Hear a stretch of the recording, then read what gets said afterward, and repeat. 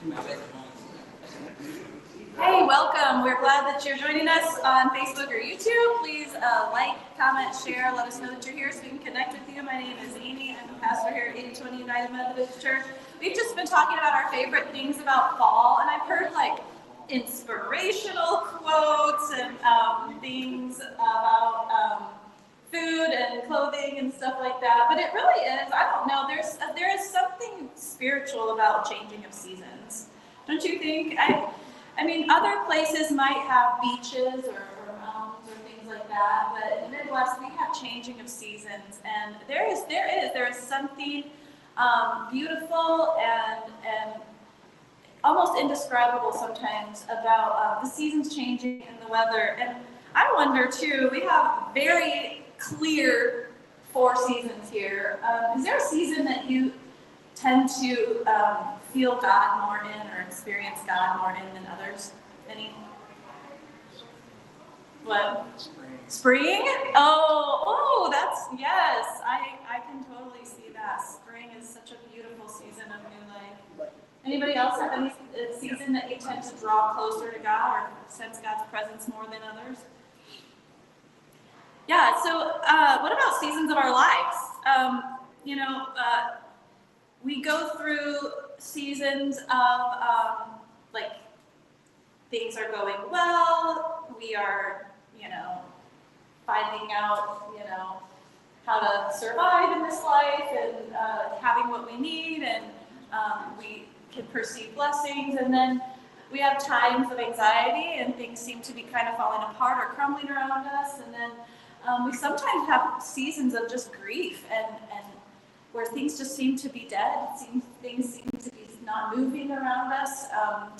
It's easy to despair, and then we also have seasons of new life. So our lives kind of experience, sometimes the seasons last for a little while, sometimes it feels like they last for like years and years. It's not as predictable of a cycle as the seasons of the earth. We are talking about the life of Joseph from Genesis. We started in chapter 37, where this young man was brutally abused and attacked, and they were by his 12 brothers, his 11 brothers, and they were trying to throw him into a pit to kill him and leave him for dead, but then they decided they would profit off of him instead, and so they sold this 17-year-old brother Joseph into slavery to the traveling band of Ishmaelites. I'm so sorry, I cannot think about that without thinking about Joseph and the Amazing Technicolor Dreamcoat song. But I won't sing for you again this time because it didn't go up last time. But anyway, so we pick up the story here where Joseph was having a really rough time, and he was brought down to Egypt by the Ishmaelites, and he was sold to a man named Potiphar. Potiphar was the captain of the guard, an Egyptian, and Joseph became Potiphar's slave. And it says in chapter 39, we're in chapter 39 if you're following along, in verse 2, the Lord, and that word is not just like any old God. It's the specific name for this God with a specific identity and specific character traits and a specific personality and a specific history with a specific people. It's the name Yahweh in the Hebrew there. Yahweh was with Joseph so that he prospered, and he lived in the house of his Egyptian master. And then it goes on to tell us that Potiphar saw everything that Joseph did, and how when he did stuff, he succeeded, and how God would give him favor. And Joseph sort of rose through the ranks of the slaves and was such a trustworthy and capable slave. Potiphar put him in charge of more and more and more things until he was in charge of Potiphar's whole household. You're going to see that this is a pattern for Joseph. And God blessed Potiphar in everything because of Joseph.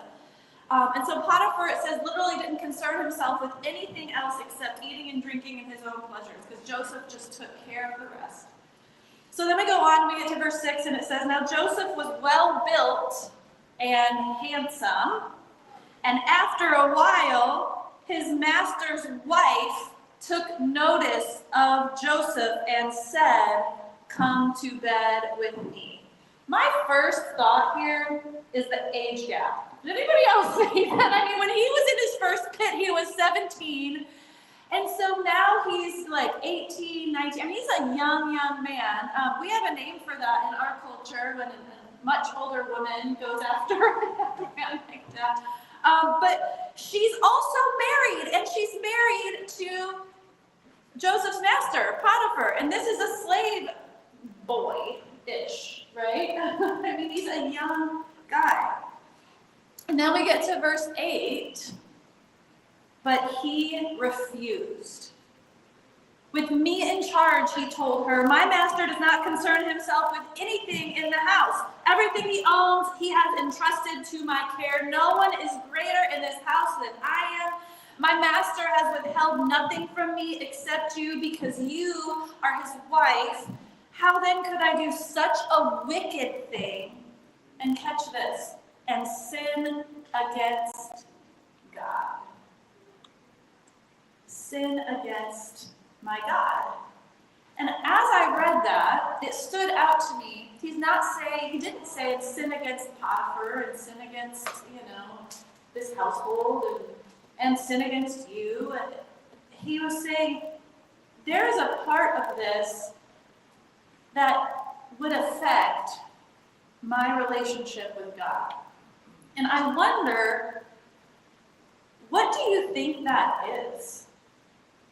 When we do things that are wrong, do things that harm others, how is that sinning against God? What do you guys think? Or is it?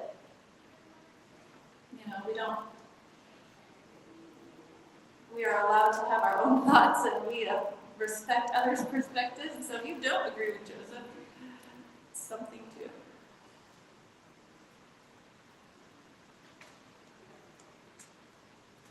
I wonder if Joseph's faith was bigger than the eye could see, farther than the current situation.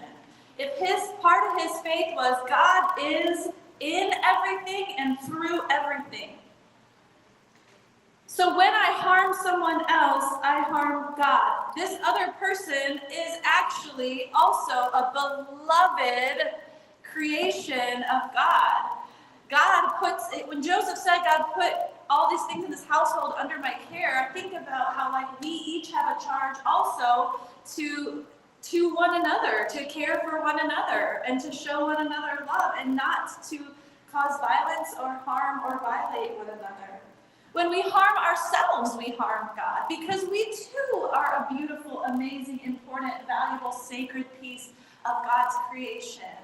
That hurts God. God does not want destruction, sin, wrongdoing, living out of sync with our identity as a child of God, acting out of fear and insecurity instead of integrity and trust in God. What we do in this life matters. It affects others, and it affects God and our relationship with God. And then we get to verse 10. And though she spoke to Joseph day after day, he refused to go to bed with her or even to be with her. He did not want to be left alone in the same room with this woman. She was relentless. And then the story goes on to tell us that one day she grabbed his cloak and he literally ran away from her. She grabbed onto his cloak, trying to get him to succumb to this temptation, and he runs off. Now, how many of you would say, he is human after all? If he would have given in, it would have just been human. Does anybody think stuff like that? I mean, sometimes people can say sometimes temptations are just too strong. So we're human after all. And we use that sometimes as a justification, but my whole life, this has been part of my understanding of faith and of God. It says in 1 Corinthians 10:13, no temptation has overtaken you except what is common to mankind.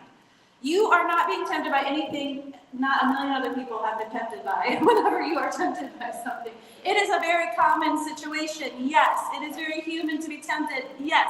But it goes on to say, and God is faithful. He will not let you be tempted beyond what you can bear. But When you are tempted, he will provide a way out so that you can endure it. I often don't run. I often walk right up to the line and sniff and touch and see the forbidden fruit up close. And there always seems to be a voice out there, someone out there saying, come on, it's really not that bad. Or come on, you deserve this, it would be justified. Or come on, everyone does this. Or come on, cheating this one time, one time won't hurt. But Proverbs 6:27 says, can a man scoop fire into his lap without his clothes being burned? That's what we're basically doing when we do all of that. So the Joseph, I think, message to us is don't get close, run.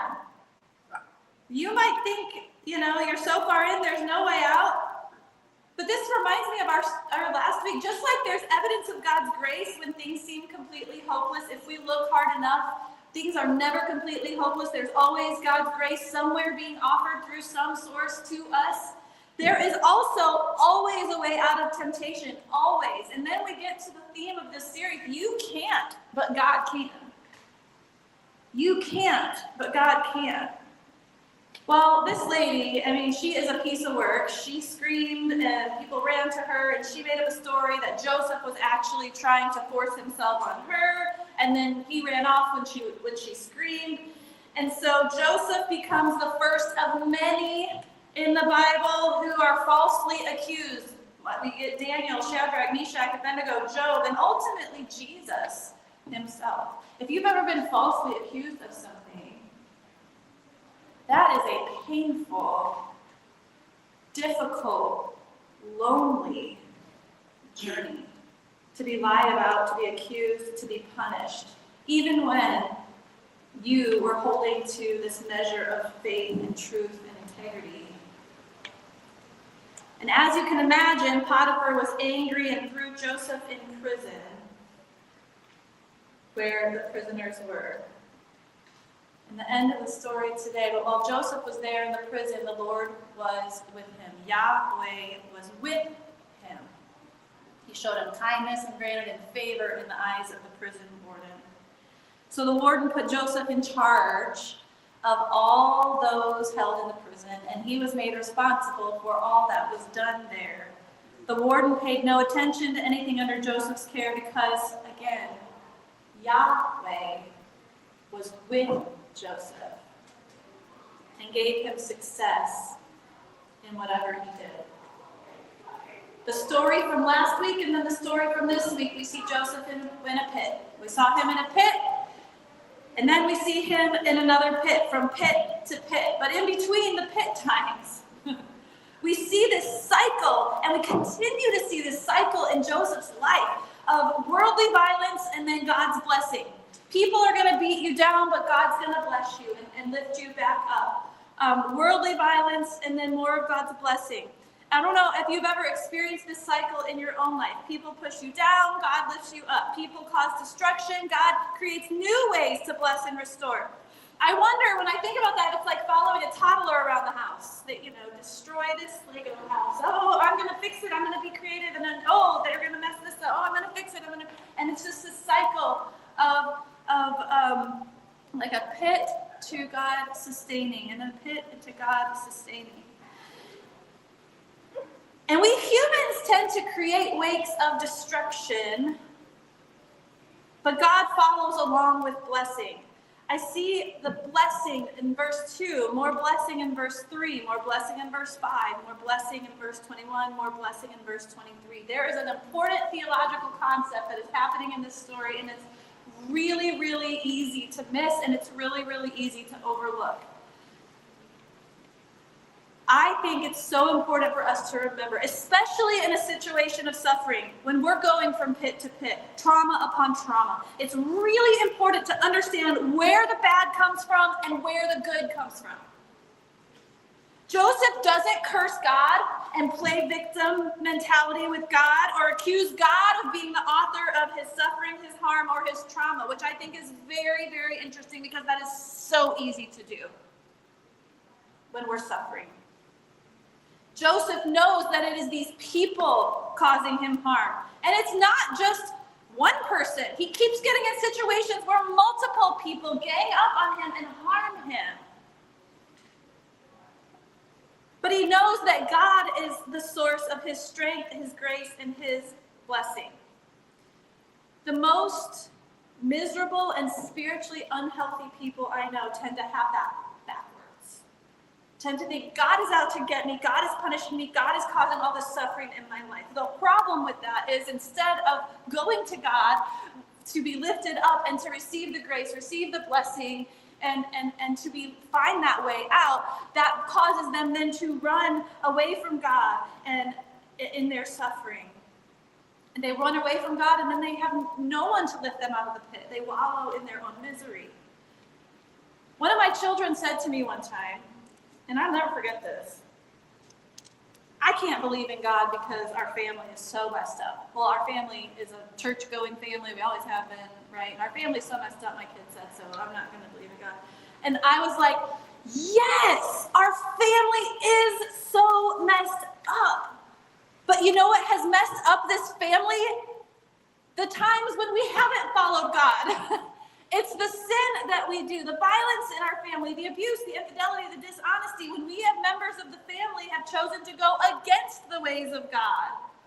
But it's God's grace that has saved us. It's God's grace that has sustained us. It's God who has been working any shred of healing in this family. You're misinterpreting the sources of the good and the bad. We have to know that it is sin that wounds, but God who heals. Sin wounds. My sin, your sin, our sin, their sin, but God heals. Please resist the temptation to believe that God is the one wounding and that somebody out there or sin can even heal you. Sometimes we try to heal ourselves and take part in things that just make the situation even worse. Jesus said, in this world you will have trouble. Make no mistake about it. You're going to have trouble in this world. It's going to be a cycle. But he says, take heart. I have overcome the world. Somebody may be creating pain and chaos in your life. But trust me, they are not near as creative as God is, who is whipping up a creative recipe of goodness and blessing and restoration, even in the middle of your pain. We can't, but God can. I don't know how many other ways to say it, but the evil of this world is less than the goodness of God. The creative goodness of God is greater than the harm and the evil of the world.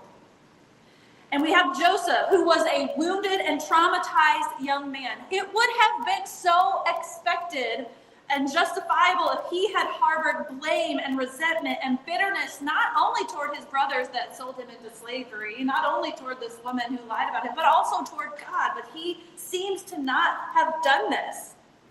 If he had gone down that path, we may have never known this story. But what's so remarkable is he rightly perceived that God was the one rescuing, God was the one blessing, God was the one showing grace. And this take on reality, because that's what it is.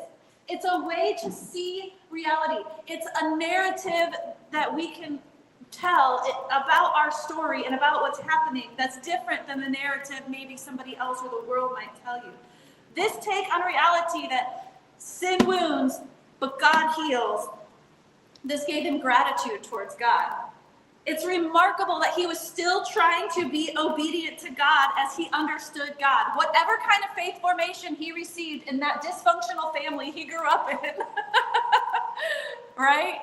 He somehow continued to trust and have faith in Yahweh, the God of his father Jacob and his father Abraham. He was still trying to be obedient to God. And then when that temptation came about his master's wife, nope, I know that's off limits. It says 3 times in this story that Yahweh was with Joseph. And I believe, friends, if this were our story, that same line would be in there. Yahweh is with you. Yahweh is with me. That's one of the most comforting things that I can think of when I'm visiting someone in a hospital room, when I'm visiting a grieving parent, an anxious person facing eviction. God is with you. God's presence is here with all of the peace and comfort and love. God's presence is here. God's with you. God's not going to leave you. That is such a powerful truth. But here in this story, we also see a beautiful human response. Joseph chose to be with Yahweh too, which I think is not always the case in all of our lives. Joseph wants to obey him. Joseph wants to please him. Joseph wants to be faithful, as difficult as it is, as lonely as it is. Who does he have? There is no one from his father's household to continue to remind him of the truths of his God. Even through a lifetime of trauma and pain and suffering, what a beautiful cosmic relationship that Joseph has. Yahweh is with him, but he is also with Yahweh. And together they can go through anything that the world throws at them. The other part of this, there's definitely forgiveness when we screw up. Every single one of us has also taken the bait at some point in our lives, right? There is forgiveness there. But as we see in so many other Bible stories, God, Yahweh, can come and make things right even and often when we screw them up. But in this particular story, honestly, there's not a lot of Bible stories where the person's like faithful. Like we get a lot of, they screw up, God rescues and forgives. Here we see a faithful person, and how great are the rewards of righteousness, of integrity, of faithfulness, of resisting temptation, of choosing to be with Yahweh, as Yahweh is with us. And we're going to see as we move on toward the end of this story how incredible this cycle of blessing is getting ready to explode in Joseph's life. We're going to leave him in this prison until next time. But friends, the triune God is with you. Are you with God? Are you playing with fire, or are you running from temptation? Do you know who the author of blessing is in your life? And do you know where the source of pain and misery and suffering comes from? All of that is going to really affect how you operate, how you live your life, and the amount of joy and peace that you can experience through any season. So I invite you to pray with me.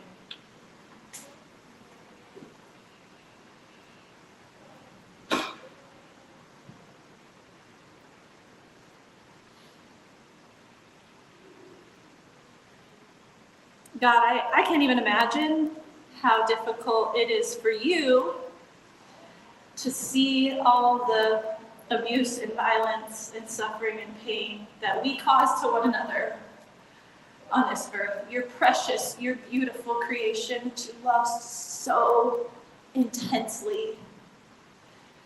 And as you watched as Joseph's brothers tried to kill him and then sold him into slavery, as you watched as he was falsely accused and once more imprisoned, God, how deeply that grieves you, as you see us as we walk through all of the things that come at us that tend to just bring us to our knees. And God, that makes you jump into motion, and since you are the author of blessing, since you are the one who heals, since you are the one who rescues, God, I know that you're working all things together for our good. Open our eyes to see all the blessing, even in the difficulties. Open our hearts to receive more and more from you. May we not close ourselves off to you, God, but may we run to you and find refuge in you, because you want to hold us and shelter us.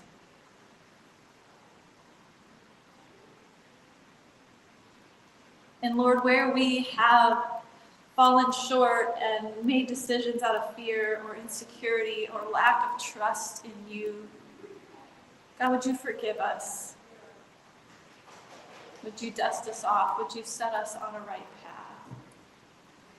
Would you teach us about who we are and who you are and who you are truly creating us to be?